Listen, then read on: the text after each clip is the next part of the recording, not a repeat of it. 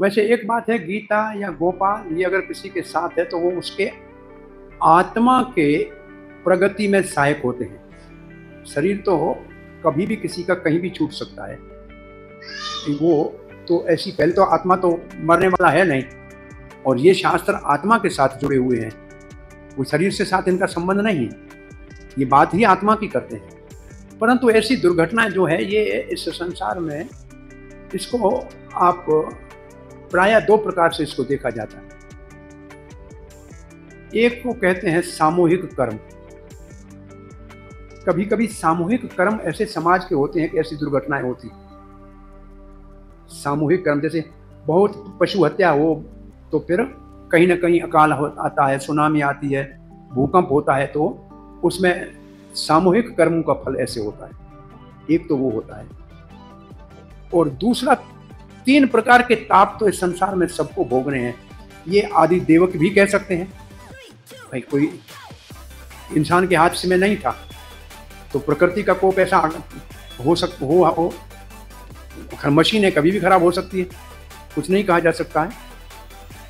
पर ये एक बहुत दुखद घटना है, जो नहीं होना चाहिए था वो हो गया।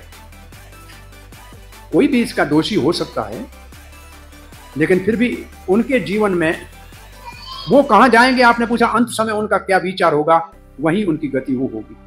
अंत समय उनका क्या विचार रहा होगा, इसके ऊपर सब निर्भर है। वो भगवान जानता है और वो जानते हैं, हम तो उसके विषय में कुछ नहीं कह सकते। हम इतनी प्रार्थना कर सकते हैं कि अकस्मात जिनको ऐसे दुर्घटना में जाना पड़ा, उनको भगवान अपने शरण में रखे, तो इसलिए प्रार्थना कर सकते हैं और कुछ नहीं कह सकते। ऐसी अनहोनियां बहुत होती हैं। एक बच कैसे गया, ये भी तो आश्चर्य है ना। एक बच भी गया और जो चढ़े ही नहीं थे वो घर बैठे मर गए। अब क्या करोगे? वो पढ़ने वाले डॉक्टरी वाले लड़के तो भोजन करते हुए मर गए। ये हम कह नहीं सकते। हमने एक पागल स्त्री थी, कई साल पुरानी घटना हमारे सामने की है। पागल स्त्री थी, अधेड़ उम्र से ज्यादा होगी, 50 साल की होगी। हम एक पानी की छोटी नदी के किनारे पिकनिक, एक आध्यात्मिक कथा कीर्तन में बैठे हुए थे। तो महात्मा जो था उसने कहा ये पागल है, कहीं डूब न जाए, इसको वापस जाके आश्रम छोड़ के आओ। तो उसी महात्मा का, उसके भाई का जो जामाता था, उसका सन-इन-लॉ था, वकील था, उसने गाड़ी में उसको बिठाया, एक और लड़के को साथ लिया कि इसको छोड़ के आते हैं। तो हम बैठे हैं, देख रहे हैं, वो गाड़ी में ले जा रहा है। एक रेलवे क्रॉसिंग थी जिसके ऊपर कोई फाटक नहीं था। वो गर्मी के दिन थे, एसी गाड़ी थी, उसने आवाज ट्रेन की सुनी नहीं। जैसे फाटक के ऊपर गाड़ी पहुंची, ट्रेन का धक्का आया, गाड़ी सीधी पानी में गिरी। हम देख रहे हैं, सब दौड़े भागे, पानी में कूदे। वो पागल जीवित बच के बाहर आ गई, और वो दो जो ले जा रहे थे वो उसमें डूब गए। फिर हम ये आंखों के सामने हुआ, उनके घर भी गए, वो सब कुछ। तो जो पागल जिसको बचाने जा रहे थे कि ये मर न जाए, वो तो मरी नहीं, वो उसी पानी से अपने आप किनारे पे आ गए।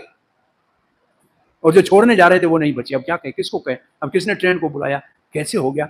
कुछ ऐसी दुर्घटनाएं होती हैं, उसके लिए कोई तर्क वितर्क काम नहीं करता है। इसको कहते हैं, इस दुनिया के संचालन भगवान चलाता है, इंसान के बस में नहीं। कुछ ऐसी चीजें हैं जो हम नहीं कह सकते कैसे होगी। इसलिए हाथ जोड़ के प्रार्थना करनी चाहिए, भगवान ऐसी दुर्घटना और किसी से न हो, और जिनसे हुई है उनकी सदगति हो। यही कर सकते हैं और कुछ नहीं कर सकते। बहुत दुखद है, बाकी बहुत दुखद। आए दिन रोज हम जा रहे हैं, कोई एक दिन थोड़ी रोज का जहाज में चल रहे हैं। अब कब किसके साथ कैसे होगा